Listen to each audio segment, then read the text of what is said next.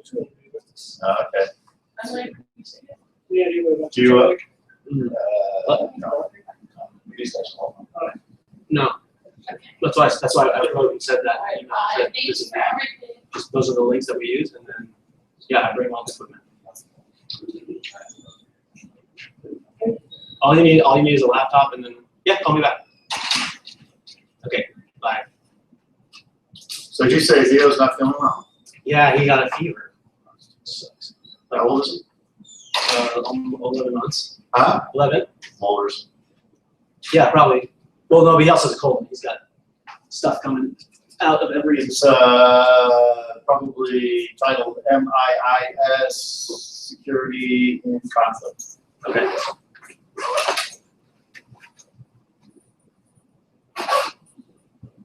How much time do I have? Well, we have 2 hours. So we Yeah, have I know, that looked like a lot of time, so. We have plenty of time. Stop time. And we have to redo it because. Uh, So we have to wait for them to go to finish stuff because they have knowledge connections. Who's that? They said, "Oh, what do we need for equipment?" I was like, "I'll bring everything I need to the connection, and then I just put on the links that were on the invitation." Yeah. But they were using their Polycom system and all that stuff, like their system. Are you guys gonna sit right here, or are you guys gonna sit just right there? Yeah.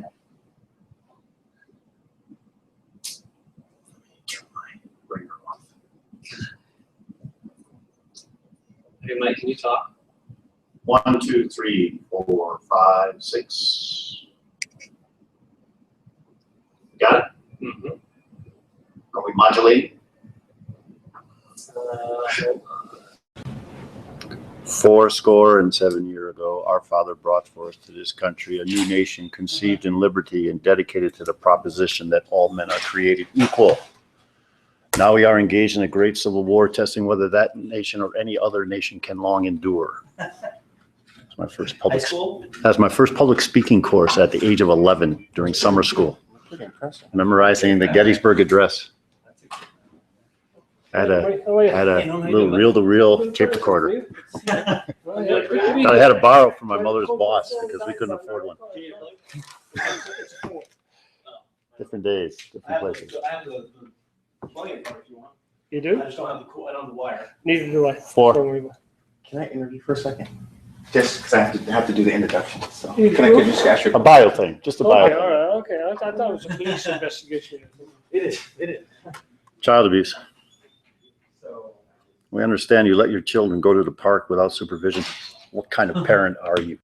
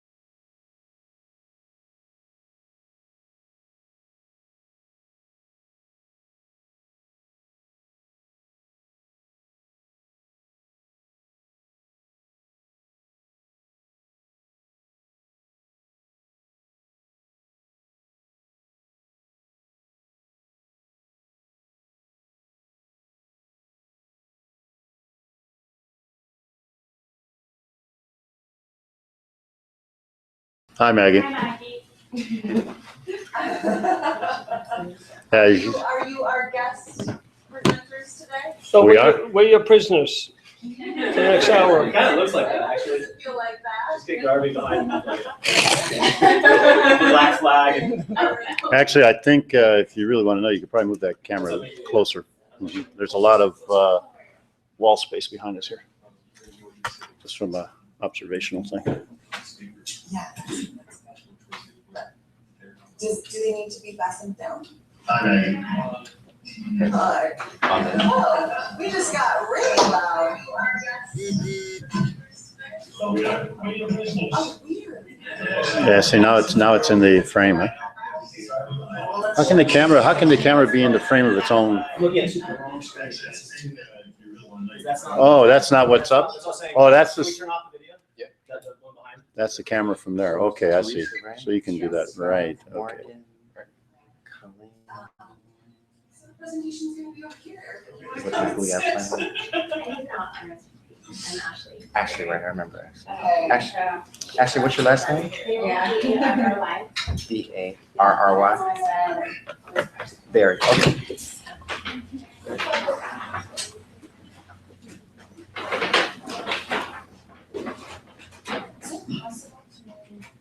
But and you, what's your first name again? So you did, oh, Nina Keller. Okay, good. Yeah. Oh, that's what we look like. Oh, that's cool.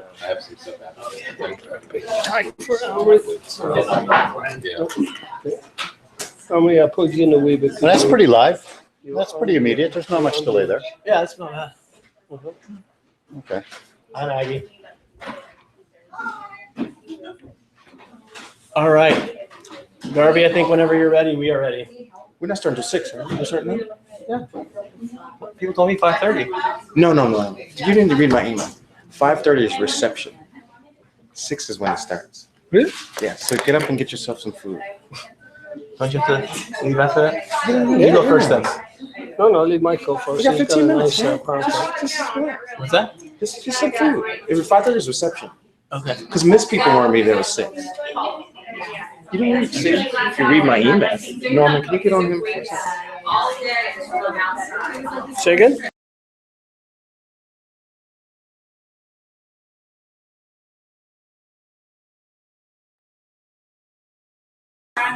Okay. Okay, we might as well turn them on. So I guess we'll turn this off then for now, Maggie. I guess we'll start at 6. Maggie? I'm gonna turn off the live feed.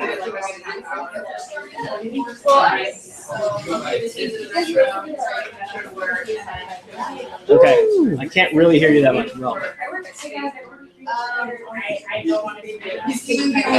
Yeah, much better. Okay, the students here thought that we were gonna be starting around 5:45. Yeah, that's what I thought too. We're be starting around so that there's a 5:45 start. Okay. On start for the event, so that's what I think we should do. Okay, well, it's 5:45 now, so I think they're gonna grab some stuff now and then we'll get started. Okay. Hey, they were understanding it's 5:45, so. They thought it was 5:45. Okay, we can get it. We can start. Let me. Hey, Maggie, this is Garvey. Sorry, I thought we were starting at 6. We just brought the food out. Would you prefer to let's start right now and have our reception later, or can we start at 6? Students are collecting there. Or do you have? Go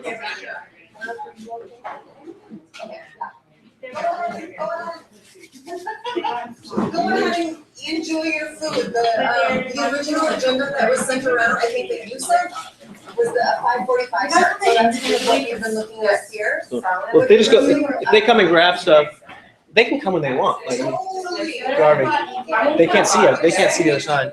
Let them get all settled in and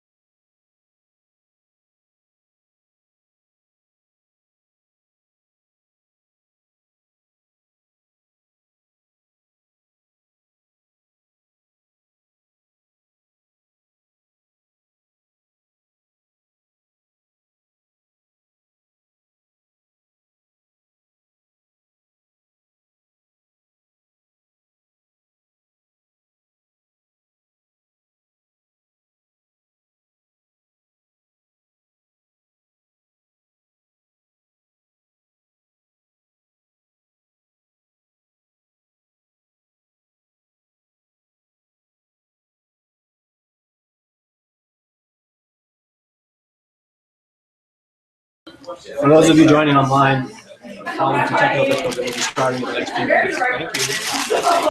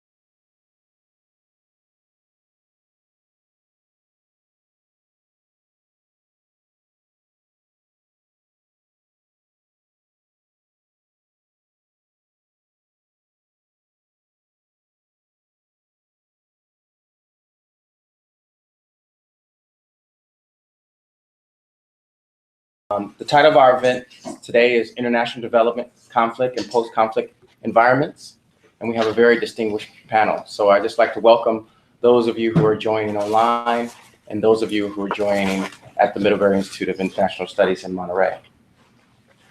First of all, I'll introduce our distinguished panel here and just give you a quick, some quick background on some of their exciting careers. To my right is Michael O'Neill. Michael works at Save the Children International. He went to school at St. Louis University and graduate school at Guelph College in Ontario, Canada. He has 23 years in the area of security, safety, security, and risk management. He's worked in areas such as Sierra Leone, Ethiopia, and Haiti, just to name a few. Second of all, our second panelist is Norman Sheehan. Norman is a consultant in the area of emergency humanitarian response and security. He went to school in Ireland. He's Irish. He has 30 years in the field of leading emergency response teams in places such as Darfur in 1985 and 2003, the Rwanda genocide, Somalia famine, and the floods in Mozambique. And our third panelist is Amaury Cooper. Amaury Cooper graduated from MISS in 2005. He was named Middlebury Institute of International Studies Distinguished Alumni in 2013. He's an expert in the field of international security development and crisis management, and he's worked in many areas throughout the world, such as Afghanistan, Pakistan, and Mali. just also wanted to note that we're doing this event, this speaker series event, in conjunction with Amaury Cooper's NGO, which is called International NGO for Safety and Security Association. In 2013, he's an expert in Oh, that's the delay. Okay. And so with that, I'll just hand it over to allow our panelists to give brief backgrounds and about their experiences throughout the world. I'll start off with Mike. Okay, thank you, Garvey. And to those who are watching, welcome to this series. We are very pleased to have the opportunity to present our collective thoughts on this process. There are quite a few demands for people affected by conflict around the world, where development and humanitarian organizations are asked to intervene. For my part and in my organization, our approach is to try to mitigate the risk as much as possible to make it more likely that we will have access to vulnerable populations. In order to do this, we have to successfully manage the safety and security risks that are common in conflict and post-conflict environments. So I'll just give an overview of a common approach. It's the approach that Save the Children uses, but it's not unique to Save the Children. And then I believe that Norman and Amaury will fill in some of the gaps and give some greater detail in some of the areas. So let us proceed with the, you got the slides, right? All right, go ahead. Next one. The first thing to look at is the key assumptions. No matter what measures we've put in place and how successful we are, there is still going to be residual risk. And it's up to each individual and each organization to make a determination based on their analysis of the risk and the mitigation measures that they put in place, whether that risk level is acceptable to them or not. But at the end of the day, entering into these conflict and post-conflict environments does entail a significant amount of risk. The second point is that the individual bears responsibility for taking care of their own safety and security. All the systems in the world are not going to override individual responsibility, impact that individual behavior and decision-making has on putting someone at greater or lesser risk. And the third point is that every organization that takes the responsibility of sending personnel, whether it's staff or volunteers or donors or partners into these kinds of environments, bears the responsibility and the duty of care to understand the risks that are involved, to keep their employees well informed and well trained, and to have contingency plans in place to deal with the likely events that would occur. The combination of these three assumptions then with the systems that we'll go over are the things that build a safety and security risk management system within a conflict environment. Next.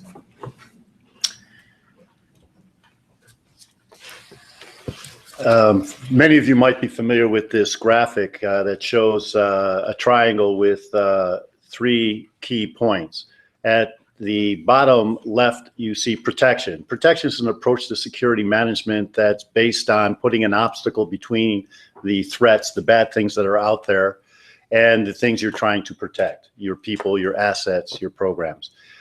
Guns, guards and gates and lights and procedures and entry procedures and perimeter control, all of these things fall under the area of protection. If you look along the bottom axis, deterrence tends to be the threat of a counter force of some kind. It doesn't always have to be violent. For instance, trade sanctions are a form of deterrence. Withholding or withdrawal of services is a form of deterrence. But at the end of the day, it's a threat of some kind of counterforce. And traditionally, or what most people believe in the security management, when they look at security management, is something along that axis of protection to deterrence. But as you might imagine, if you're trying to access vulnerable populations, you have to get out from behind the wall if you're using a protective approach, or you cannot be moving around in vehicles escorted by armed actors to try to access vulnerable populations with any great success. There is a third option, and that's acceptance. And most NGOs and humanitarian organizations lay claim to having acceptance as the basis of their safety and security risk management approach. And we'll say much more about that as we go on. And essentially, acceptance is the process by which you develop relationships on the ground. You understand who the key stakeholders are. You do a thorough context analysis. And through a negotiated process, you gain access to vulnerable populations. It takes a lot of work. It's not a passive approach. It's not a default approach. It requires a fairly sophisticated understanding and analysis of the situation on the ground, and an applied methodology for gaining the confidence and the positive working relationships with various actors and stakeholders, not just the communities and the beneficiaries that are in the area, but also especially armed actors, government officials, and others. Neither of these approaches singularly is a panacea for effective safety and security management. And what we find is that based on the analysis and the particular nature of the context, that most organizations put together a combination of the three. Usually the preponderance will be in the acceptance field with selected protection, and then in certain extreme cases for life-saving purposes, on a short-term basis, a piece of deterrence perhaps. So in summary, protection is hardening the target, deterrence is the threat of a counterforce, and acceptance is negotiating access. This next graphic is a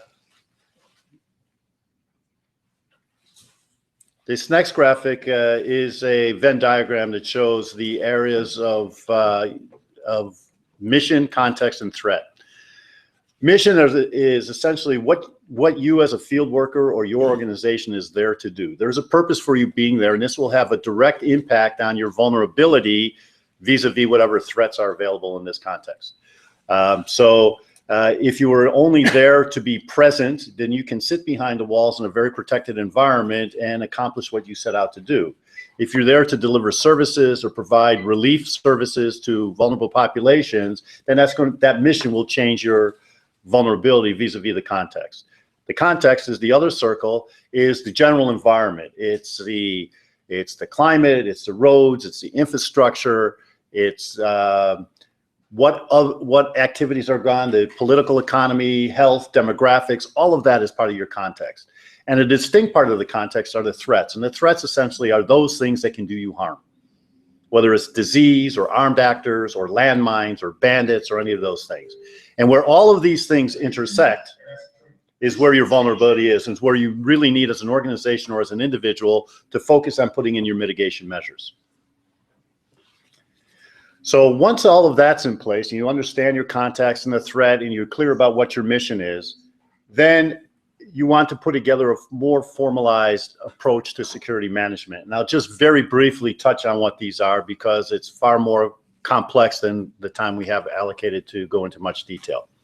So the components of a safety and security risk management system tend to include these 7 components: information gathering, analysis, and dissemination, site selection and facilities management, how you deal with your personnel, communications, transportation, reporting and response to incidents, and also security planning.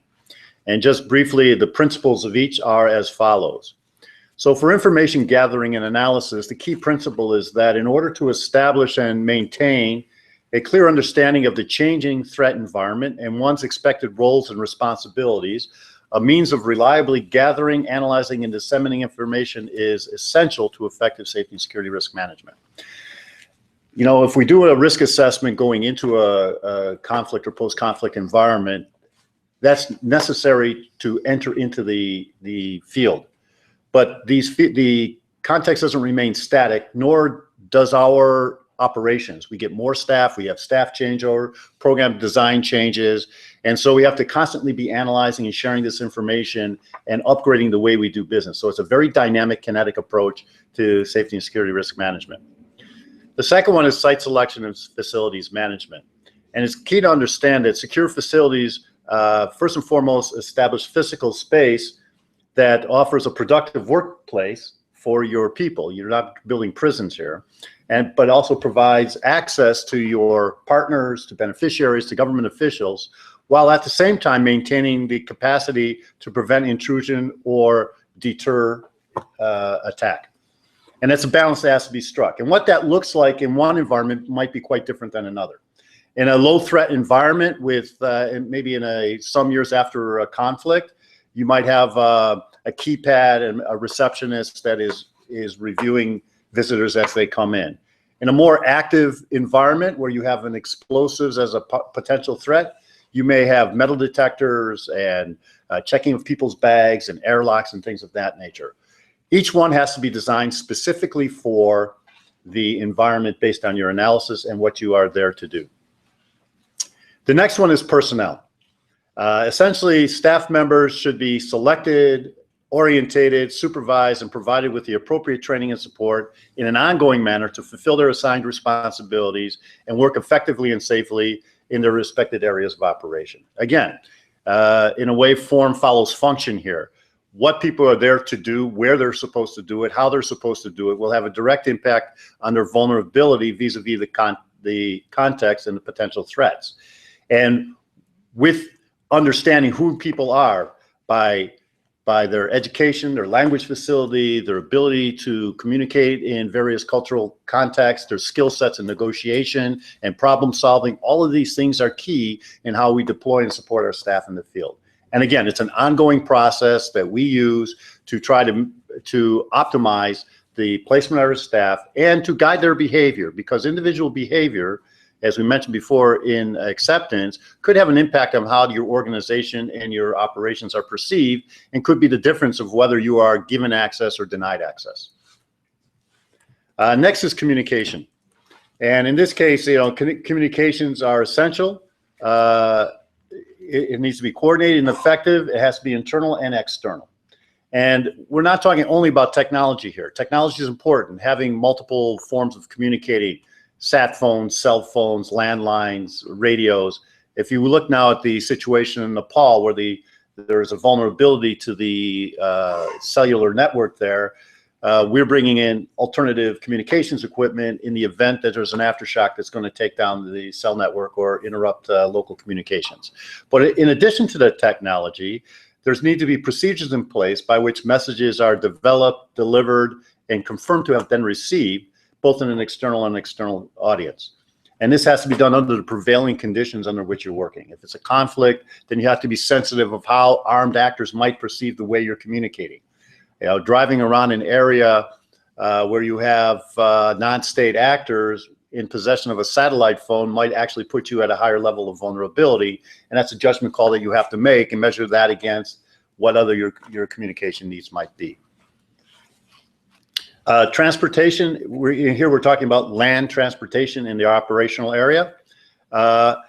Research tells us, the latest research coming out from an analysis of incidents against humanitarian field workers from 2013 tells us that they're at greatest risk when they're traveling overland. And this has been a consistent pattern over time, and it's an area of great concern for all of us in the safety and security risk management and for our field workers. Agency personnel are at greatest risk of accident, assault, or detention while they're traveling. Transportation policies, procedures, equipment, and training should address the risks associated with dangerous road conditions, banditry, checkpoints, landmines, and other transportation-related threats. And again, you will see that there's a repeating pattern here, that your initial analysis and your continuing analysis of the threats and the impact of the threats on your operations, personnel, and assets is the key to fine-tuning this approach to the needs on the ground while delivering services to vulnerable populations. Next, and this is a unique form of information gathering, is incident reporting and analysis. And so it's important that organizations have in place a way to collect, analyze, and share incident report data. And incidents tend to be those events that impact staff, assets, operations, that need to be analyzed and collected, first and foremost, to provide support to the individuals who are impacted by these incidents.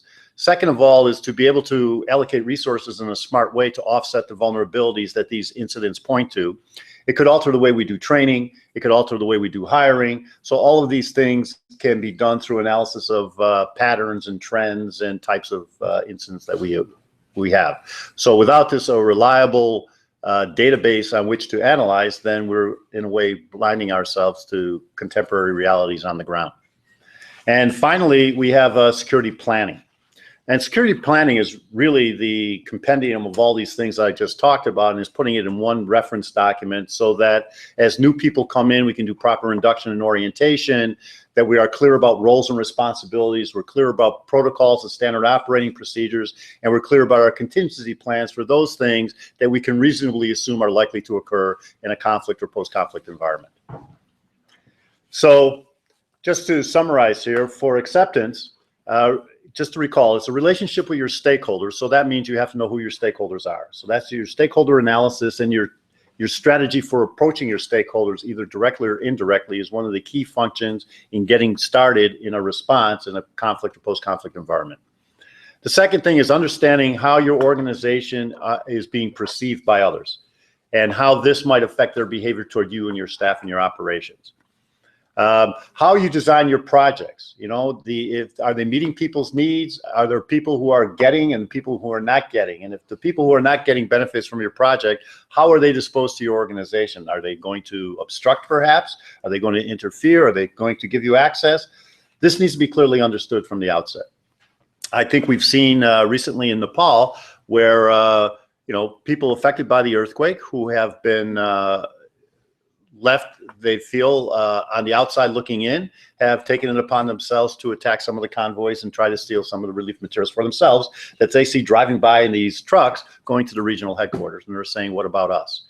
And an astute security manager will pick this up on this right away and try to, through engagement, find a way to satisfy the needs of the people along the route, so they become opening up access instead of shutting down access.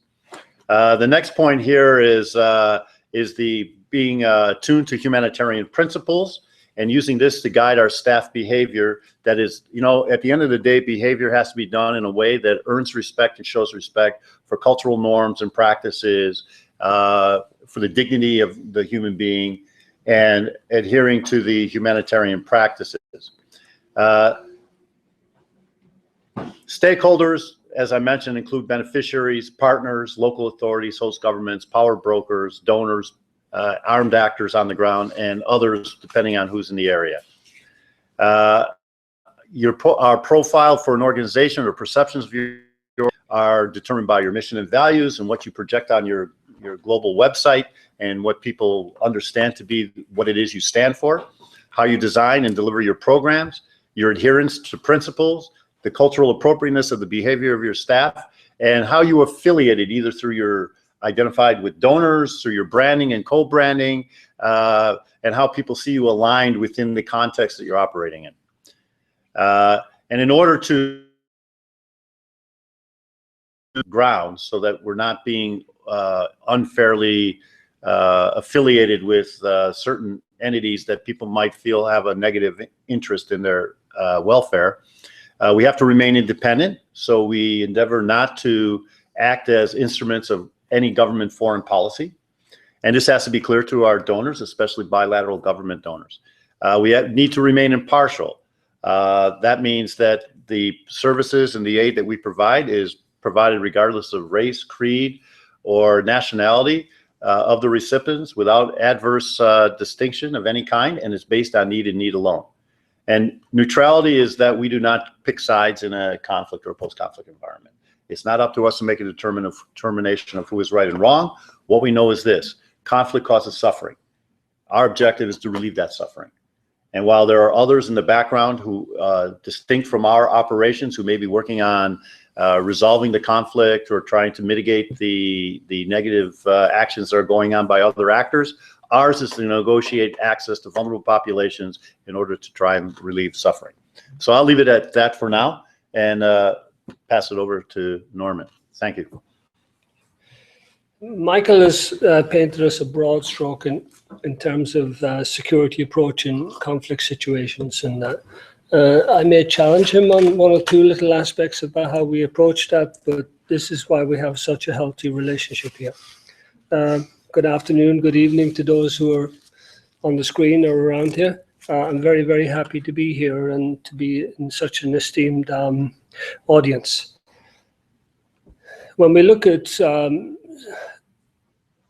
humanitarian operations on a global basis, and I would always step back and look at self-limitations, look at the company or the NGO limitations. Can I go there do that? Can the NGO, does it have the capacity to be able to respond to these type of situations? Do we fully understand what the context is all about? Unfortunately, in our world, especially the NGO, UN, development world, the last several years now, people are looking at this as an opportunity to replenish their bank accounts. It is business at the end of the day. Yes, it's got a humanitarian message to it, but at the end of the day, you know, you respond to a humanitarian disaster somewhere, and you're going to get funds unrestricted from the public and restricted from the donor. But you got to be there fast, and you got to be there quick, and you got to be able to do it.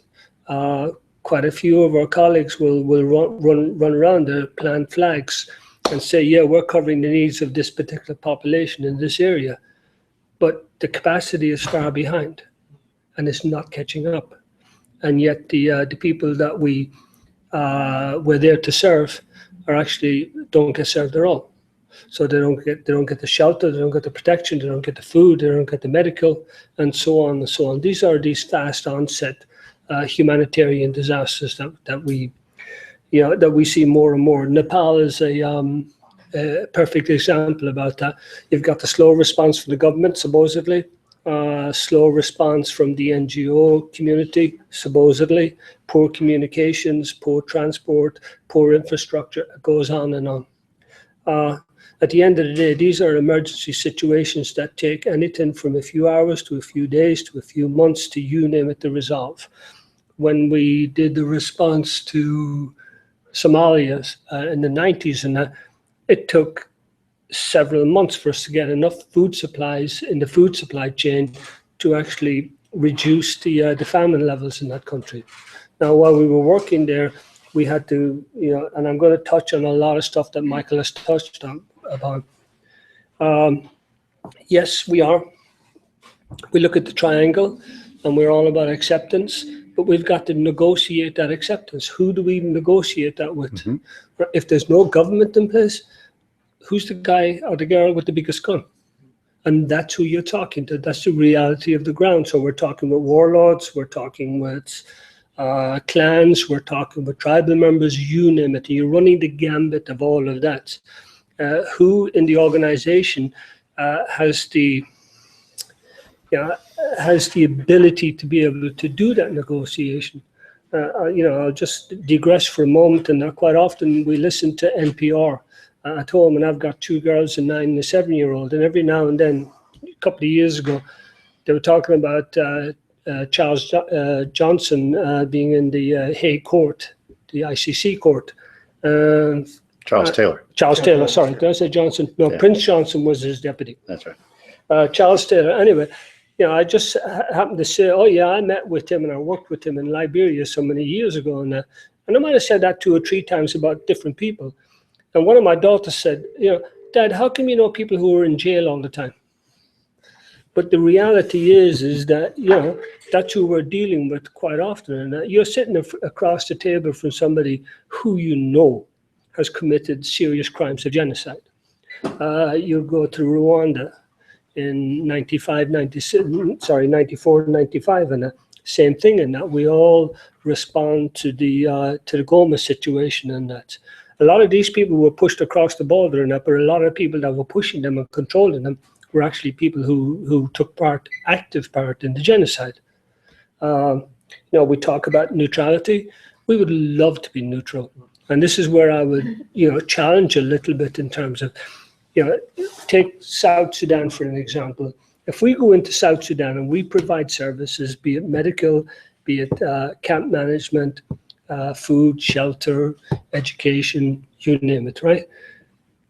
We are taking on the services of a government and therefore allowing them more resources to focus on the civil war or the war effort.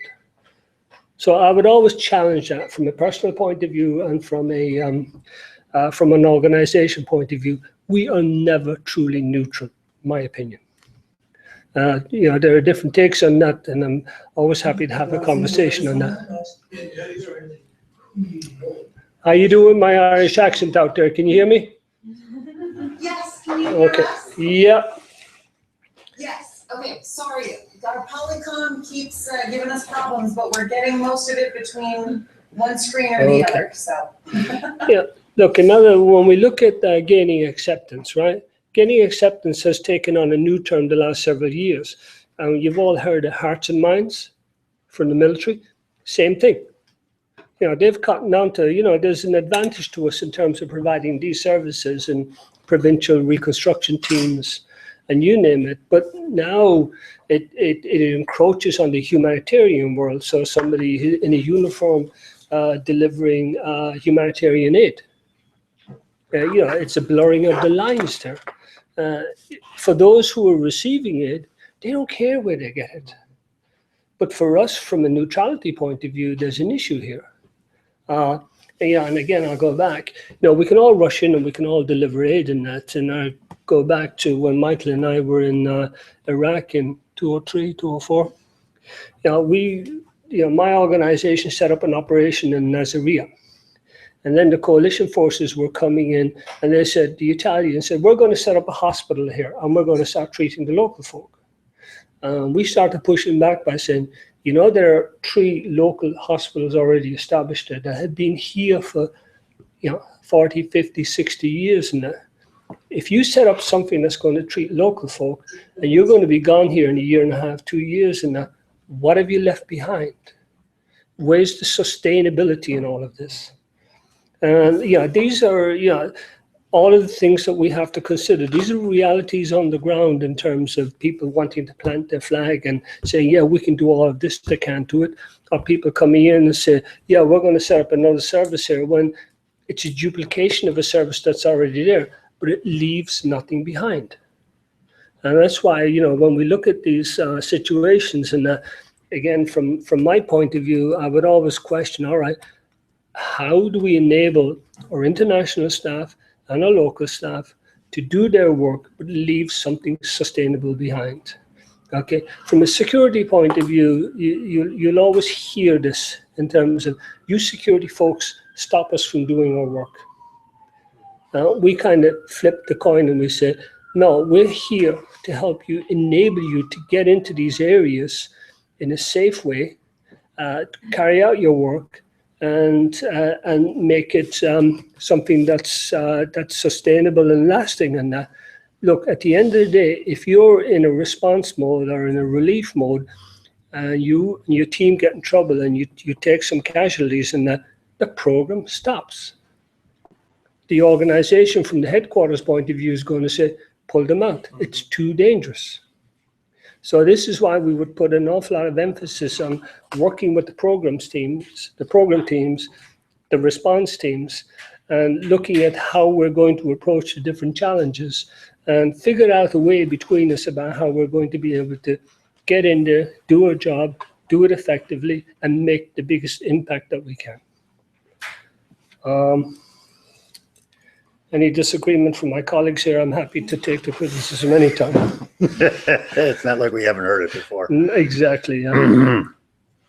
There's an NGO resistance to military interventions, and rightly so or wrongly so. There are times when the military can provide that logistical support that we lack.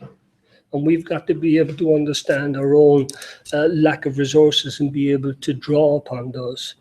On the other side of it, when the military start doing the types of operations that NGOs do, then we're blurring the lines, and that's where this struggle is always going to be there. And but you know what? We've got to educate one another.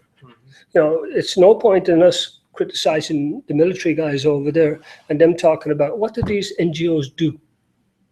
Right? We've got to meet at the table, and when we talk about negotiated access with warlords and you name it, they're also players at the table.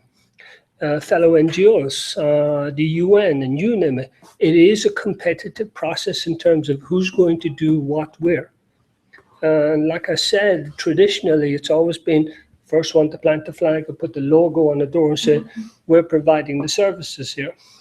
when there's nothing to follow behind because they're waiting on the funding, they're waiting on the concept note, they're waiting on the teams themselves. Certainly the last 10 more years or so, the bigger agencies have response teams in place and they're able to roll people out, resources out within 24, 48 hours, which is a great improvement on where we were. But you still have all the logistical challenges to deal with. Like Michael said, the communications, the infrastructure, something simple as, right, we're going to deploy a team of 40, 50 people. Where are they going to sleep? Have we screened them beforehand? What are their limitations? Are we going to send some nutheads into a real dodgy situation and they crack up? You know, what's the screening process beforehand? And there's, there's an onus on the NGOs and the development companies to make sure that they screen and vet their staff before they send them out. Because, you know, if you're dealing with anything from child centers, protection child centers to looking after feeding centers, you name it, then you're dealing with an awful lot of young kids in that. So there's all sorts of exposures there that need to be taken care of. We look at, from a duty of care, legal exposure. Where are the, I've written it down here. Like we have all of these rules, regulations. We set out these protocols, these SOPs, standard of operation procedures. We put security plans in place in that. But if we don't implement them and be compliant with them, then we've got a real issue as well, because you can have all the policies and procedures in the world unless you actually, follow through on them. If you have a staff member who's breaking curfew time and time and time again, and it's happened, and then before you know it, they're kidnapped. You know, you knew about that. You didn't do anything about it. So therefore, you have a legal exposure to that because what did you do about it? So, you know, I could go on and go on in terms of all of these different issues that we're faced in that. But what I wanted to do was, it's wonderful to work for an NGO or the UN or whatever else and be able to respond to these things. But it's a big personal challenge to be able to do so in a way that's going to make the most impact, but also leave something behind, and also working as a team. It's so important, and that you're not an individual. Oh, by the way, I've got the T-shirt here. I'm going to go out and save the world. You got to save yourself first, and then you save the world. Okay, so I'll just leave it at that for now. Okay, thank you. I guess from my end, I want to focus on sort of three things that were touched on, but I think that are increasingly more and more important among the NGOs.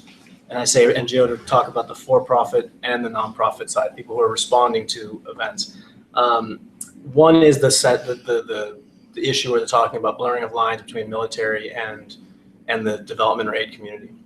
And I think that to Norm's point, to expand on that, you know, the military, it's funny because there's definitely the NGO or the development community does not take kindly to the military, and certainly not responding to military, or the military responding to disasters, to doing development work. And they always talk about it as being the shrinking of the humanitarian space. But the reality is that the military, the US in particular, obviously, but most of the major world power militaries are the only ones who can really respond in things like Nepal, Indonesia, Haiti, specifically Haiti and Indonesia. These are two really, and not even that, Ebola, even more recently, where it was only the US or, you know, really large military powers that had the logistics and literally transport and capacity and capabilities to get the food in there. And it doesn't matter whether you're Democrat or Republican or whatever else. You know, when George Bush saw in 2004, and he's like, hey, he saw the quake in Indonesia and the tsunami that followed, he said, I want to see food on that beach in 24 hours. And guess what? 24 hours, if not earlier, there was a Marine handing out rice, you know, going out there. And only a military of that size can do that. Likewise in Haiti, there was no infrastructure, completely wiped out. The airports, who went in there? It was Air Force, like, you know, paratroopers, or I don't know what they're called, parajumpers, who got in there. They set up mobile, aircraft landing towers, that's what they call them, air traffic control towers. Okay, well, those are normally set up to bring in, cargo planes and everything else, usually carrying munitions or whatever else. But in this case, they can bring in aid. They had ships. Mercy, there's a USS Mercy, which is a huge hospital ship, was parked off the coast of Haiti after the earthquake and saved I don't know how many lives. I'm not saying that that's what they should do, but in instances like this, they have a capacity that they need to do. Now, there needs to be a very specific sort of time where they then also withdraw and hand over those services once they have that it's put in place to non-military personnel. And I think that's where there becomes an issue, because it's never handed down. And to Norm's point again, that they don't really sit down and talk very much. The military does what it wants, and a lot of times the aid community tends to, just not want to talk to them either. They do what they want, and then if the NGOs aren't on board, they just do it anyways, which isn't the right way to do it either. So I think that's an area where certainly development and militaries writ large should work and talk to each other more. And the other side is, especially when it comes to U.S. military and international development, the U.S. military now has a mandate that says that something like 50% of its money, the defense budget, should be spent on non-military interventions. And the primary reasoning is and essentially that translates to development work, whether on large capacity or small capacity. The point being that they want to stop this stuff from happening before it happens. So this is a huge amount of money that doesn't have to go through the large scale RFPs and proposals and everything else that the normal USAID channels have to go through, because this is sort of discretionary fund. They can just sort of hand out. I mean, we saw in Afghanistan with PRTs, these young lieutenants would be out there with like $1 million and just hand it out to aid organizations. Like, yeah, they need a school, go build it. So there's goods and bad to that as well. But again, without having a knowledge, without knowing, without talking to each other, there's no way to really have those lines very clear. My second point I was going to mention was sort of the risk management and tolerance. And this goes into a larger issue of what my wife calls the development industrial complex. And that is this idea now that really aid and development, and again, following on what Norm says, has become an industry. And there's a lot of money to be made from that on both sides, for the for-profit and the nonprofit side. I mean, nonprofits, yes, they technically don't make profits, but they still get a lot of money, and there's a lot of money coming in. Certain organizations, some that will remain nameless, have been in trouble of late because they have gotten caught for taking large sums of money. Whether that, and not necessarily illegally, but let's say the transparency that should have been in place and things like that weren't there to make things clear. So that's a huge issue. And then now you have this sort of ongoing battle, if you will, between the for-profit and the nonprofit sector, where competition between these two has become very fierce. And it ends up affecting us, not so much because we all talk to each other. We recognize the value as security managers that we need to talk to each other to get that information. And mainly because we usually are operating on shoestring, if any budget at all. And we also recognize that if we're there to help the aid workers and development workers do their job, we need to talk. We need to share that information. But also, those people jump from one organization to the next. They're doing M&E for a nonprofit, Save the Children one day, and the next their project runs out. They go over to Chemonics or DAI, which is a for-profit, and starts working there. So you have to look at that as an issue, but that's a battle that sort of goes on more at the C-suite level than anything else. But that blends into the next topic for me, which is risk management and tolerance, and that's that. More and more, that post-conflict, conflict development area space is increasing, and it's less post-conflict and more just varying levels of conflict. And a lot of NGOs don't place the amount of effort, and mostly the nonprofits don't place the amount of effort in doing really good risk management, risk assessments, and identifying what their actual tolerance for going into a place is. To Mike's point about doing assessments ahead of time, they will go in and then do the assessment once they're already on the ground. Well, that doesn't help. The idea is to do that beforehand, so you figure out what you need to go in, do it right, as opposed to trying to figure it out once you're there, and then spending half your budget making up for the fact that you didn't plan ahead for any number of contingencies that should have been in place. And so that competition, the pie, especially from major donors, USAID, et cetera, is getting smaller. So competition is getting larger. And there's a lot of, the majority of the NGO community aid world is smaller, mid-sized organizations, not large-scale organizations. Save the Children is large-scale, CARE, large-scale. These organizations have been around for a long time. They have those resources available. But the majority of them, have maybe 50 people, 60 people, and don't have the investment capacity to put into that. But they have to compete with these other organizations that do. So they end up going into these places and don't ask the right questions and end up getting into trouble. So that's my 2 cents. Okay. Thank you for those excellent presentations. So I'm sure there's a lot of questions. So Maggie, can you see us okay? Because you're a little bit blurry on our end. Really? We can see you just fine. I don't know what happened to the camera. Okay. Okay. But we're still here. Okay, great. And so we have a number of alumni here who are joined us here in Washington. So if anybody has a question, just let me know. If you could just kind of say your name and what year you graduated and go on with your question, that would be really helpful. So is there questions either at Monterey or here in Washington? I have a question. Okay, Sally. I can just do that. Oh, I introduced myself Yes, first. okay. My name is Sally Kim. I graduated in 2014. Currently, I work for the United States Peace Corps government, but before that, I worked in humanitarian affairs and mainly nonprofits, International Rescue Committee. So, my question was, and Amaury, you were talking about like for-profit and nonprofit, and all three, I'm sure, may have experience in these two types of 2 out of 3, organizations. What do you think is the main difference between working for a for-profit development and a nonprofit development, and what are the pros and cons? If they're doing the same work in a lot of the same countries, Yeah, I think and fighting for the same brands. I think there's a lot of, I know I've certainly been called out a number of times that when I was working, I've worked both sides. And I know that when I started working for I was interviewing for a for-profit sector or for-profit side of the house. And I said something like, when I was working for an NGO, and literally they looked at me and said, we're an NGO. Most of them don't see themselves as being anything else. They are non-governmental organizations. They're doing the same work. So the difference becomes a question of profit or not. Yeah. From a working for, I think my experience is that they all work their staff to the bone. The staff that work there are all very dedicated and believe in what they're doing and the mission. It's not that for some reason, because they're for-profit, they're less motivated to help others. I think that the for-profit side, I think they're willing to put more investment because it is for-profit. So they do, in my experience, they're willing to put more money, especially when it comes to whether it's, again, not, let's say medium firms, which are the sort of the majority out there.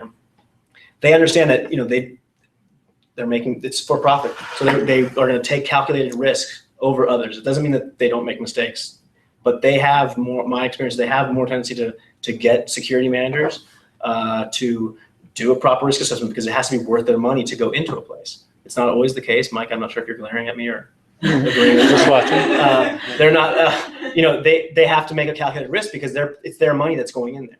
And they're also much more beholden to the contracts because that's generally the vehicle that drives them than are a lot of the nonprofits, which are grant motivated or cooperative agreements. Although that is changing because now they kind of all do both. So that's my side. I mean, my opinion. Norm, I don't know, or Mike. I've never worked for a for-profit, so I honestly don't know. I think the distinction is not as great as some people would have you believe, but it's not as little as some people would have you believe. Profit does drive certain things in certain ways, and it goes to organizational culture. And how that organizational culture is manifest goes directly to how that organization is going to be perceived, which goes back directly to acceptance. On the ground, I don't think anybody in Afghanistan, for instance, if they saw Save the Children, Chemonics, DAI, or a PRT going by, could probably distinguish among any of them. But would make the judgment based on how they interact individually with the people on the ground, either in a respectful manner, respectful of culture and custom, and delivering whatever services or goods that are meeting people's needs. And that's what people are concerned about. All that discussion of profit, nonprofit is up here someplace. I think there's a difference between development and humanitarian that I think is a much more important distinction to make, because if you're going into a certain area based on humanitarian principles, then you will in fact choose a different programming approach than you would if you were for whether a profit or an NGO development. Using armed escorts, for instance, is one example. Or, a lot of the work that was being done in Afghanistan in these mega infrastructure projects was mostly done by the for-profit NGOs, if I'm not mistaken, because that's the kind of big profit enterprises that they go with. The NGOs tend to be much more in the other space, right? But we do end up in the same place. And we have these discussions all the time, as you might know, and I've got some challenges that I want to highlight, but I'll let you go with some of that. But I think the distinction is not as important. We think it's important, but on the ground, I don't think it's as important as we think it is. Thank you. Did you have anything? No, I'm good. The boys are coming. He's gonna referee. Because if I start, we'll be here all night. Yeah, Fine. well, you can give the consultants plenty. Okay. Question? Ashley? I have a question. Yeah, my name's Luke Murdoch. I graduated from Monterey Institute. I did a business degree, graduated in 2008, but I also worked for some international development organizations, a lot of USAID organizations, more on the finance side with budgeting and looking at the particular projects and stuff like that. But Norm, you had mentioned how an organization or an NGO might come in and sort of want to feel like they're planting the flag and sort of getting their name out there from the get-go. How do NGOs in general, how do they collaborate and decide who's going to do what and who's going to start doing what task at what point in time? And, I can imagine there's tons of NGOs around the world, not just in the US, but around the world. So how do those NGOs come together? My question is, how do those NGOs come together and decide who's going to take care of what?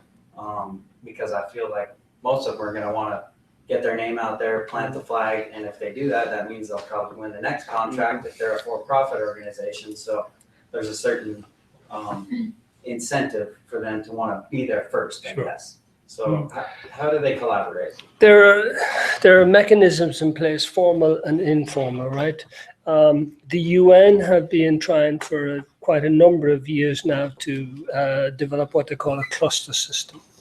So they get all of the medical NGOs together and they're trying to divide up the geographical areas. They'll do the same with the shelter. They'll do the same with the education. They'll do the same with water and sanitation, and so on and that, yeah. And the big players will come to the table and they will participate in this exercise and to a large degree stick to it. But, more and more, well, maybe not so much now, but a couple of years ago, I forget the figure for the Haiti response, but there was something like, I want to say something like 400 NGOs showed up. This is anything from a single person NGO to a 5-person NGO to CARE, to Save the Children, to whoever. And that's a lot of competition. Everybody's out there trying to establish their territory. The UN have tried to do a good job in terms of pulling the cluster system together, as it's called. And then the NGOs themselves, especially those who have been in the field before, we would kind of sit together and we'd say, right, this is our area of focus. This is the geographical area that we're going to work on, and this is what we're going to do in that area. And you have that, in the more seasoned and well-established NGOs, you do have that informal process in that. But, you get something like Nepal now, I guarantee you go down there and you will have everybody, and it's, just showing up there and saying, I'm an NGO. Related to that, I mean, the government of the country has the prime responsibility of making sure that the aid is getting to its own people in the most efficient manner. So they also have a coordinating function that they take on with some level of success or not, depending on how functional or dysfunctional the government is in the first place. You may have a situation in a natural disaster where you have a fairly functioning government, but it's overwhelmed by the situation. You may have a situation in a post-conflict environment. We've got a coalition government that's cobbled together to sort of diffuse the conflict, but it doesn't have high functionality. And so you can't really rely on that all the time. But that, first and foremost, that's where the coordination comes from. Prior to deployment into the field, pre-anything coordination, you've got an organization like Interaction. Interaction is a consortium of U.S. NGOs, and they have their dialogue across programming types and geography. So some of these things are pre-negotiated. They're also joined together as partners in multiple organizational response, what do you call these, proposals, and response to proposals and things like that. So, and it's a shifting alliance, right? This time you might be with Plan International, Save the Children, and Chemonics, and the next time it might be CARE and Mercy Corps and somebody else, right? So there is that, right? Then on the ground, there are organizational clusters that tend to form up. Even right now in Nepal, I see that there's already something coming up of coordinating to determine, who's going to take on the urban versus the rural. And a lot of it has to do with your capacity, your history, what presence you already have on the ground versus people coming in trying to set up brand new. They haven't had a presence in Nepal before, and they're coming in because they have a heartfelt motivation to render assistance to people affected by the earthquake. And they managed to put out a funding proposal, and somebody's given them $1 million, and they've got, boxes full of clothes. Now, they may or may not try to do it independently, but oftentimes what they'll try to do is dovetail on somebody else that already has the infrastructure in place and the capacity to deliver it. And if they're smart, then they'll join in with that. What then becomes a challenge, which goes back to the planting the flags thing, is how do you get credit for what you've done? And part of that is ego.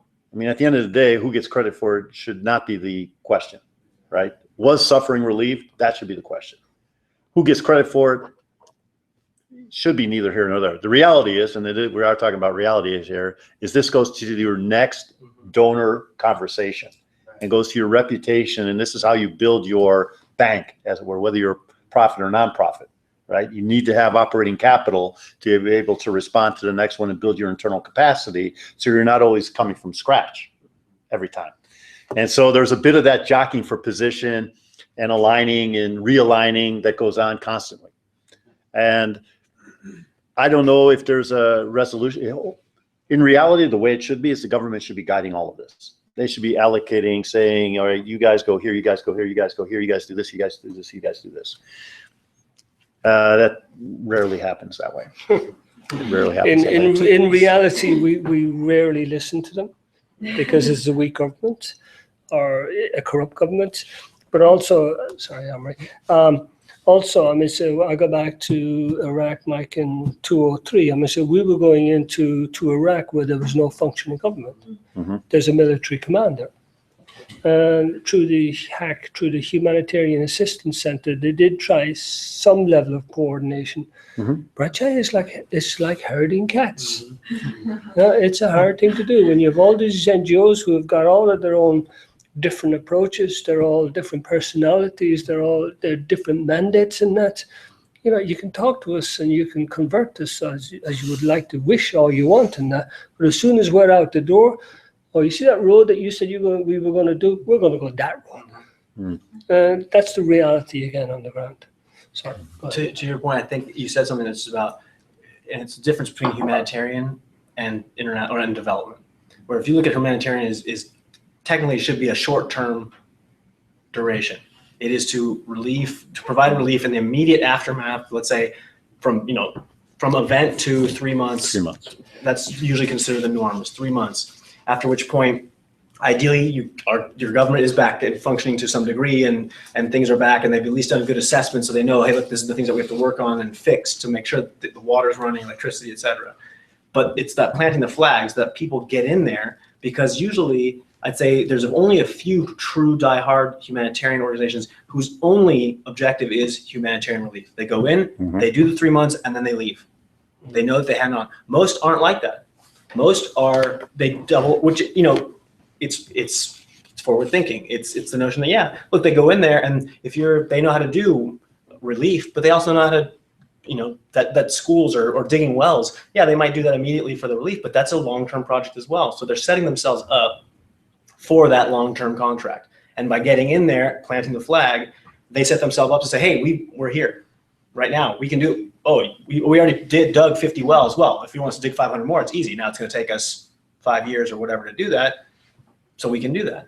So it's really that difference between, are they planting the flag for the short term and getting in there, but most of them are there for, hey, we're going to get in here now for that long-term project. Because the relief tends to be much more to what Mike was saying.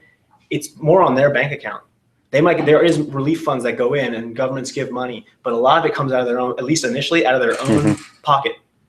And so that's where the branding and why they need to get credit for it, because they got to replenish that bank account so they can go into the next one. To hold them off, they got to, they're the ones who have to buy the supplies ahead of time. And we have pretty sophisticated media departments too, to get the media and I had a CEO, we were trying, this was in Haiti, and, because of its proximity to the United States, it was easy to get to. And so that's why you had so many NGOs going down there. But even within NGOs, you had lots of people going down there to see what was going on, donors who gave a certain amount, and then they want to be on the ground because they want to get their selfie or whatever and come back to their constituents and say, when I was there. And so as security director, I was concerned about our exposure down there, and I tried to put a bit of a moratorium on there. And I was told, look, Michael, I, as the CEO, don't get invited onto Good Morning America because I'm the CEO. I get invited to Good Morning America because I'm the CEO who's just returned from Haiti. And that, I don't know what Good Morning America is, 20 million people or something. Those are 20 million potential donors. And whether that comes to save the children or anybody else is not really the big issue. The issue is, are they contributing to the greater good? And we got to measure that. Ultimately, we have to be pragmatic here. We can't be Pollyanna-ish about this. And, principles are principles, right? But we need to be able to affect these principles in a rational, pragmatic way. And this is really where the art of the thing comes in, is what's pragmatic. Would we like to be able to operate completely separately and do our own thing and get all the credit for ourselves? Yeah, sure. But first of all, it's not possible. It's not even, at the end of the day, desirable. So in any kind of relationships, you guys are adults, you're in relationships, they're complicated. We're talking about relationships here. We're talking about institutional relationships. We're talking about relationships within our organizations.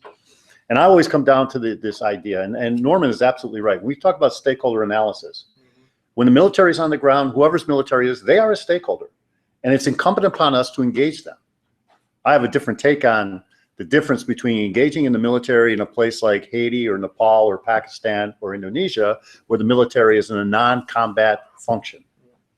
They are doing logistics and they are doing humanitarian work.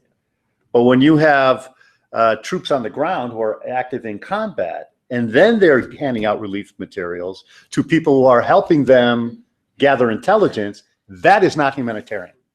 And that we cannot abide.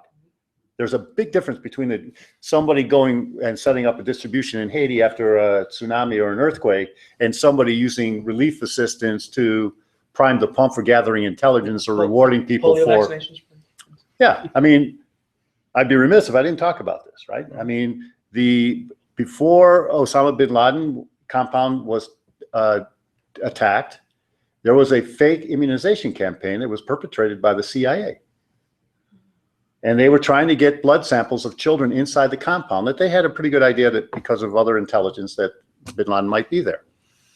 And they never got the blood, and they made the attack anyway. So it wasn't absolutely critical that they got it, but it would have given them higher level of assurance. And for a very risky endeavor, that would have been comforting, I guess. The fallout of that is, A, it went public, which we always have to presume is the case. If nothing else, law enforcement and military have to understand everybody's got a camera. And so it did become public. And so what is our role here? We have to stand up and say, this is not acceptable. You cannot, as an intelligence agency or military entity, use humanitarianism as a prop to meet your military objectives. And this way makes it so hard for us to deal with them because they're not always in that same mode, right? You might be pitching up together in a disaster, there's a natural disaster one day, and then you meet up again in a conflict space. It's a different relationship. Same uniform, same function, maybe same people. But the context changes everything. And this is because we have this conversation with our military counterparts because they want us to be on the same team. Well, we're not on the same team. not in that case. And we have to maintain that distance, and it's very fascinating. Well, and for our And we have jobs, to be pragmatic. They're there, we're there.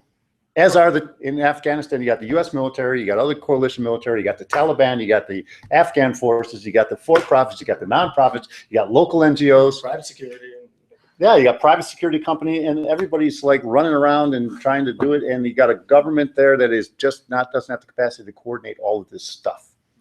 And so it becomes a bit of a very complex, roiling environment. And, you know, at the end of the day, how much are the people of Afghanistan benefiting from this? I mean, the billions of dollars that have been pushed into this environment. I mean, we can do a lot better.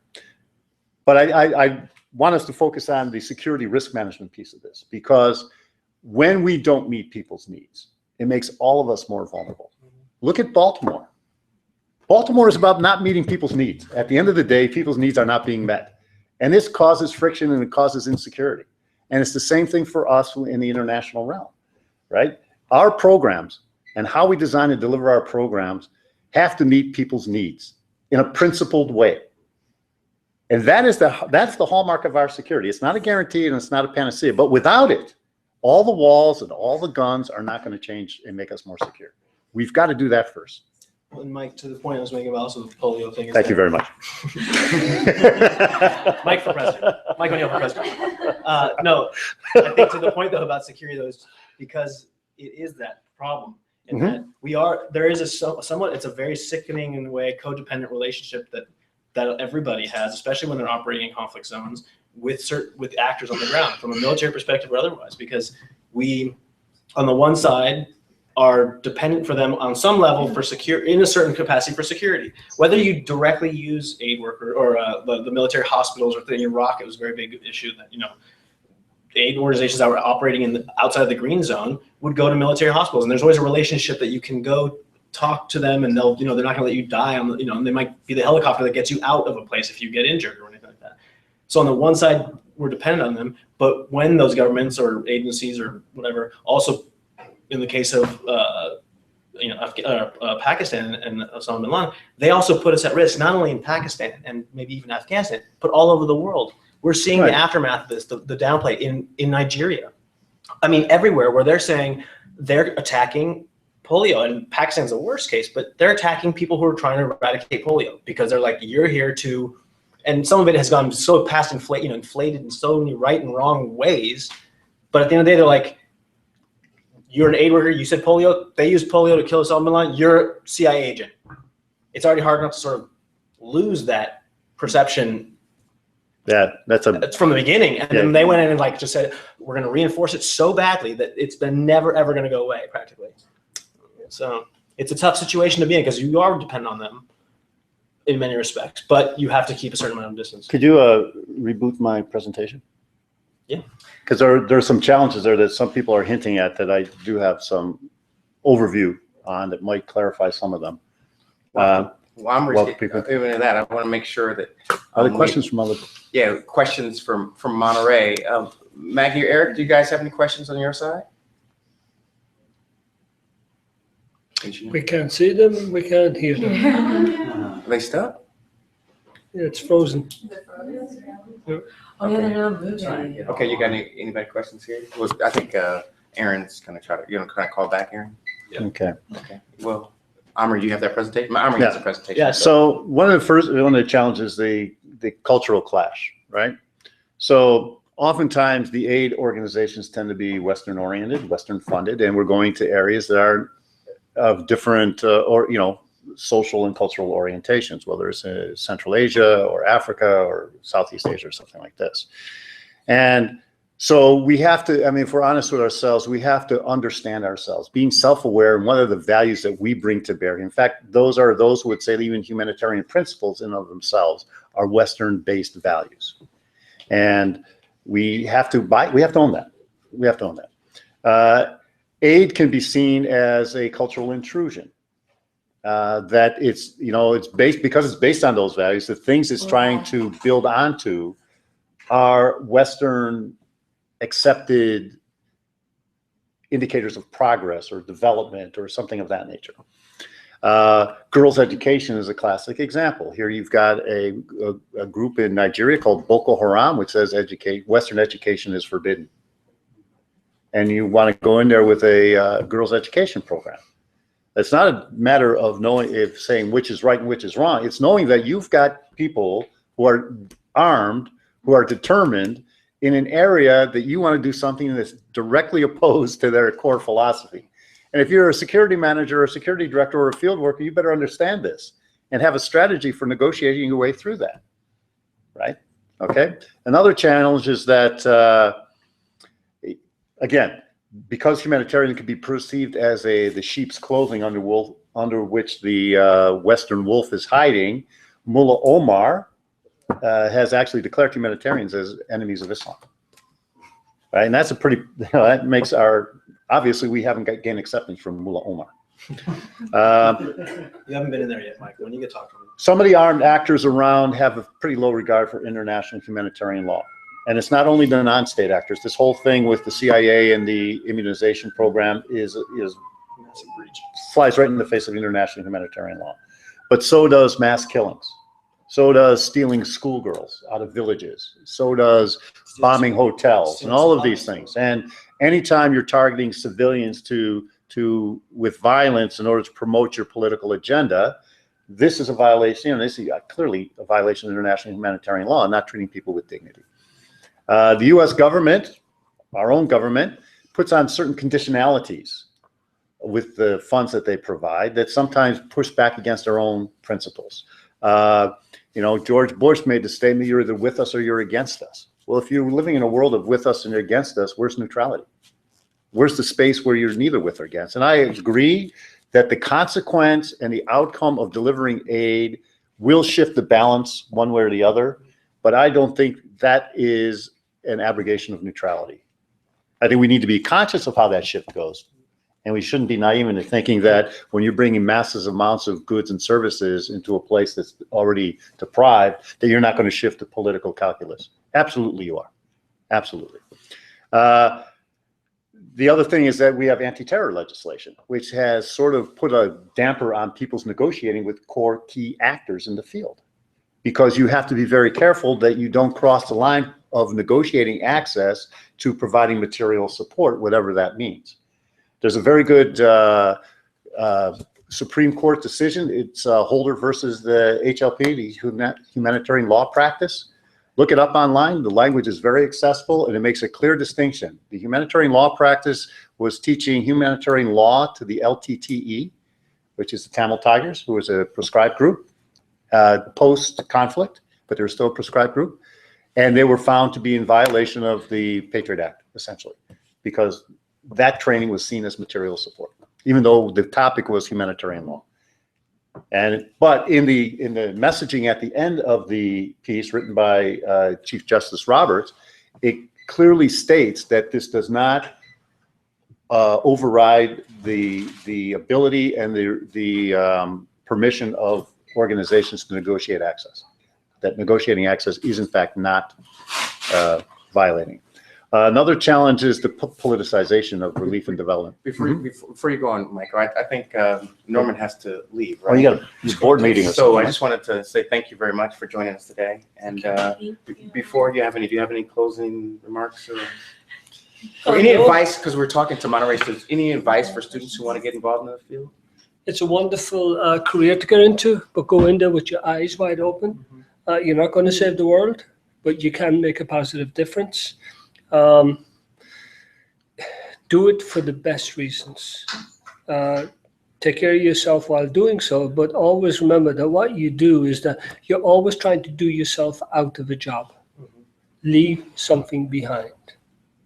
Okay, it's sustainability. We're not forever going to be able to help all of these people all over the world if we go in and do the work for them. We've got to train them. We've got to teach them. We've got to educate them. And we do that by actually mentoring and guidance and education and you name it. So yeah, it's a wonderful career. I would never think back on some of the bad stuff or the good stuff I've done twice. I would go into it wholeheartedly. It's something the world needs more and more. And you said you were Peace Corps. Peace Corps is a wonderful organization. It leaves so much behind, but yet it is so understated. Thank God. More and more should be done along those lines. And that's what's going to bring about change.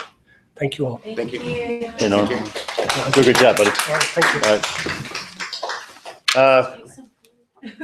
Thank you. So the politicization of aid and development, you know, and I come from a rural development background myself. And for me, development is helping people realize their highest potential. That's the definition of development. It's not about building things. You know, and when I was also in the Peace Corps, we had a saying called, I was the director of security for Peace Corps for 8.5 years. And yeah, but we had something called the edifice complex, which is what, you know, if you're a Peace Corps at the end of 2 years, people say, well, what did you do? You immediately go to the things you built. Well, I built 6 latrines or 6 wells, and we refer to that as the edifice complex.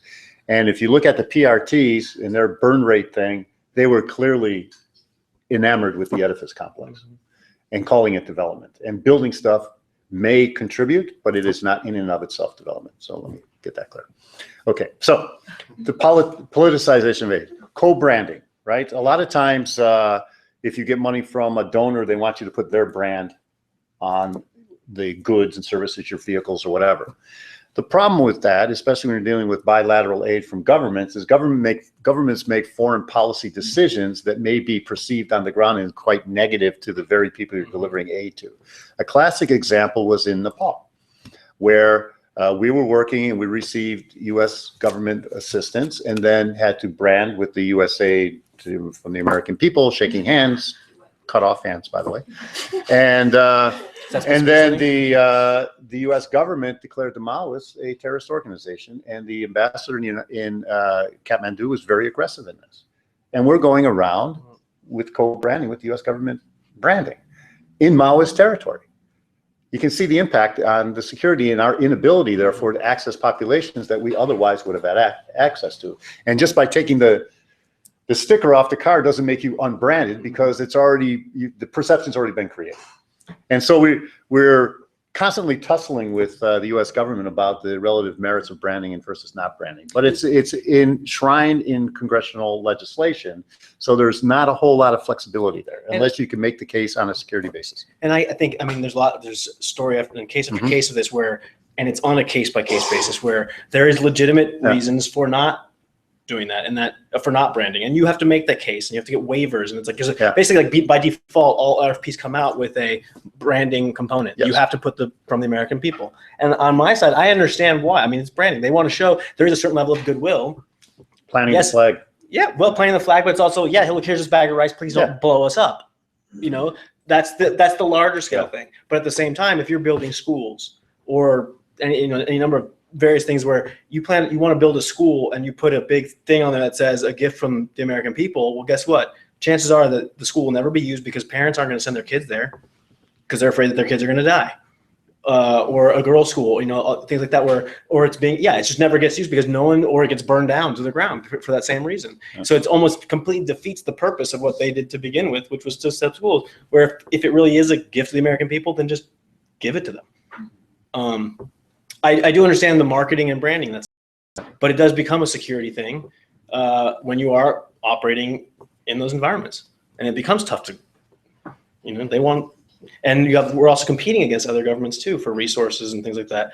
The Chinese don't put a gift from China; they don't care. They literally just go in. They get what they want and everything else, and they don't have human rights components to everything and anything else. Their aid is just, we want what you have and we don't care. Sounds like foreign assistance in Zaire in the 70s. Yeah. And it wasn't the Chinese. Yeah. They learn from the best. Another challenge of politicization of aid is instrumentalizing aid. So it's a quid pro quo. We give you aid in exchange for something else. It's not needs-based, right? The other thing is hearts and minds. Hearts and minds is not acceptance. Acceptance is based on respect. Hearts and minds is a manipulation. They are completely different. You're trying to buy people's favor by giving them things that they need, and you're withholding it from people if they're not giving you the things you need. And that is not development, and it may be relief, but it's certainly not humanitarian. And for us to be affiliated with that or to sort of pitch up close to that makes us very uncomfortable, and we need to resist that, even though we're working in the same space, and not to demonize it or to condemn it, but let's not conflate it. And that's the co-optation of the humanitarian agenda by military actors and the conflation of values in order to create this blurriness is really what we're fighting against. Let's be clear about what each individual missions are. Related to that is the militarizing relief and development. As Amaury said, you know, a certain amount of the Defense Department budget is for non-military field activities, which tend to be building shit oriented. I'm not even going to call it development because it's not, because they're not interested in making people reach their potential. They're there to try to stabilize the situation so it reduces militantism, so it reduces the recruiting pool for various militant groups that might have an anti-government agenda. And that may very well be a true analysis, but in our estimation, then let the people who do development, and let the people who do security and military do military and security. And why talk about it from a comparative analysis perspective instead of who's got the resources. Question for that, Mike, though. In that situation, though, you have the military. They've got God knows how much resources, certainly more than USAID or any of the other donors pretty much combined, probably. If they're willing to hand off that aid or that money to legitimate development and aid organizations so that there is no blurring of the lines. They don't want to send in their guys with, you know, carrying a gun one day and a shovel the next type of thing. They are literally, they say, hey, we will give you Save the Children or CARE or whatever, X amount of millions of dollars to go do the development work. Well, but and then the aid organizations aren't willing to talk to them, even if they want to go in or not, they just. Well, because for us, it's if we're not willing to be transparent about where we're getting the funds, we can't take the funds. And we're not going to say we're taking Department of Defense funds, right? My question is, why is Congress giving development money to the Department of Defense? Why aren't they giving it to USAID and simplifying the USAID procedures instead of saying, well, the USAID procedures are so complex and inaccessible, therefore we're giving it to the military because it's easier to do? I mean, that doesn't make any sense. And it taints the money. The money becomes tainted, even if it's in my mind, even if it's of good intent. And even if you could do good things with the money. And this is the debate we're always having, and this is where pragmatism is challenged, right?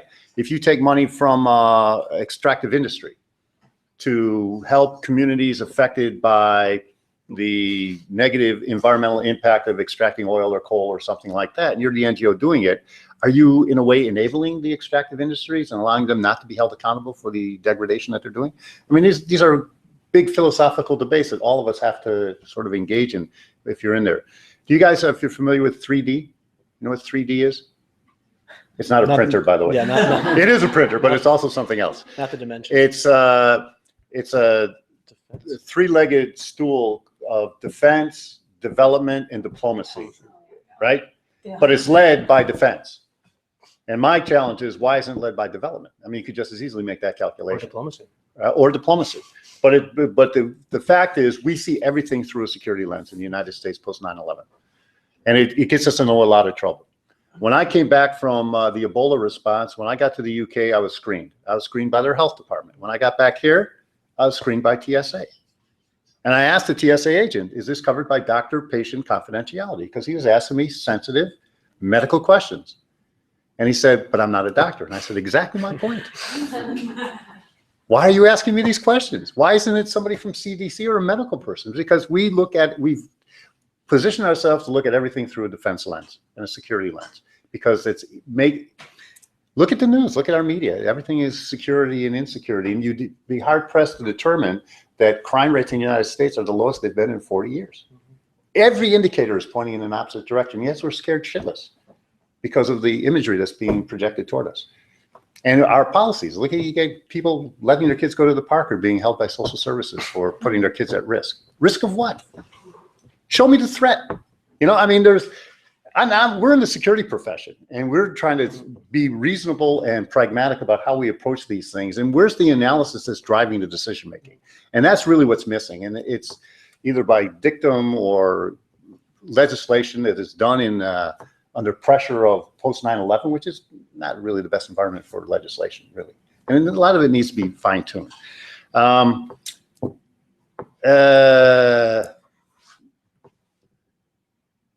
there's been some statements. At one point, Colin Powell referred to the NGO community as force multipliers in the war against terrorism, right? Because it's this kind of thing. If we succeed and regions of a country or neighborhoods or something become stabilized, that's a positive good, right?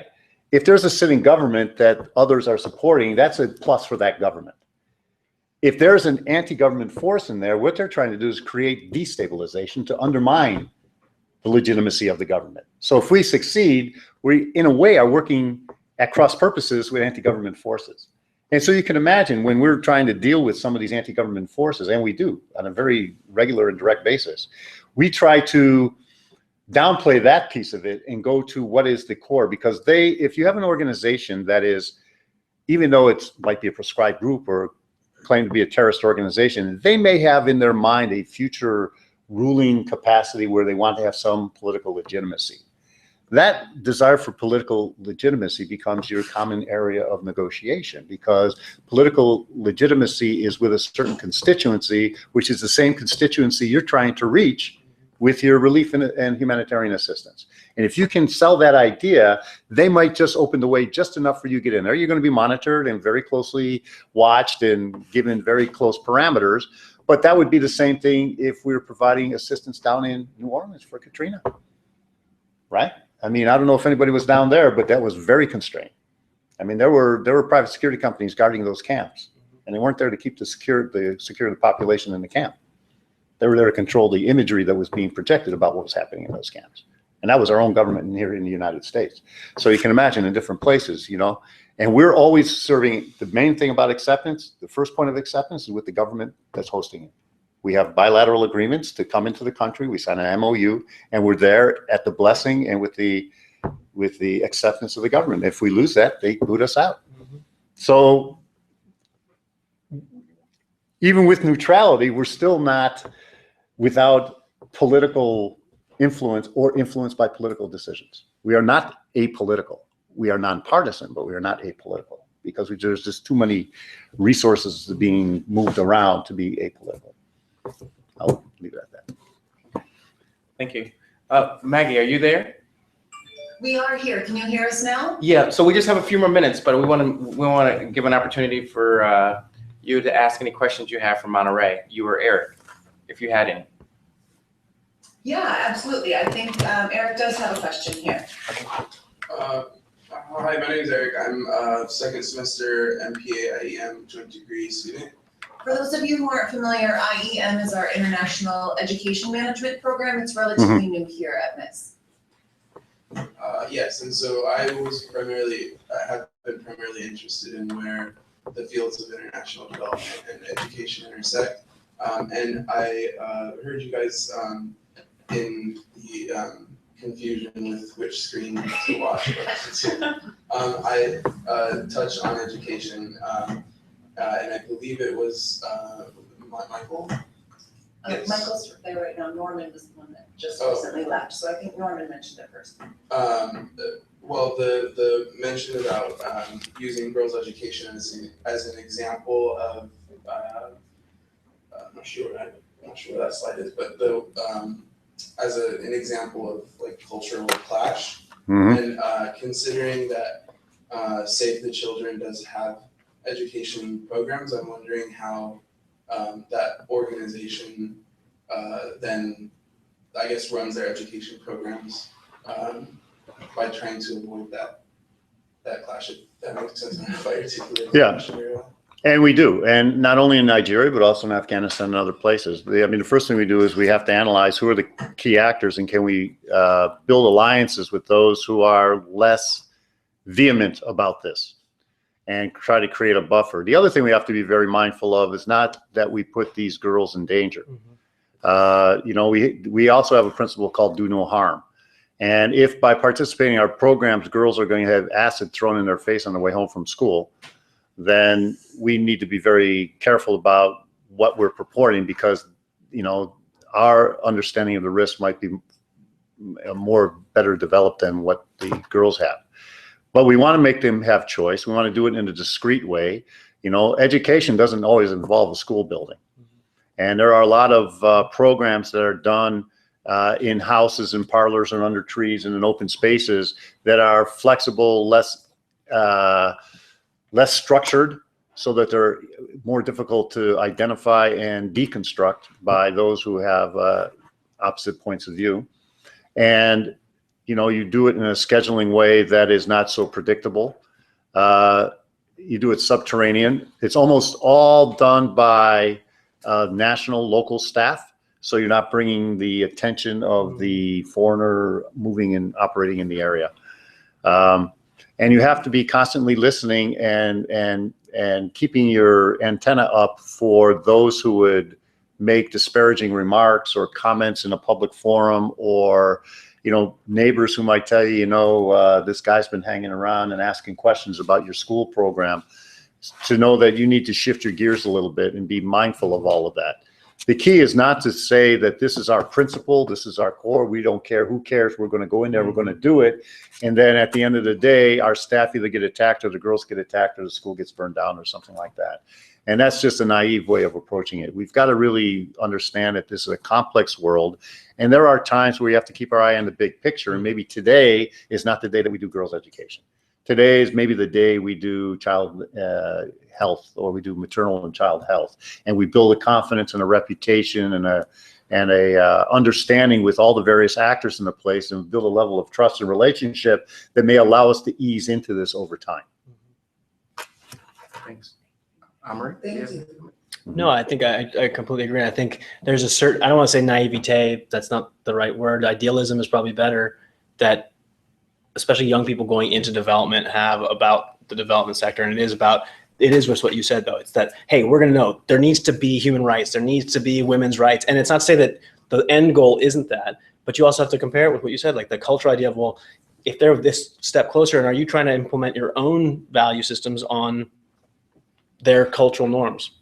It's not to say that there aren't things that are just blanket across the board that shouldn't be accepted or unacceptable. I'm not saying that that's the case, but you have to make, you know, small incremental change to make larger change, as opposed to doing that. And I think that that's where I know, in my experience, even from a security standpoint, telling people that are on the, you know, implementation side, hey, you know, let's slow down.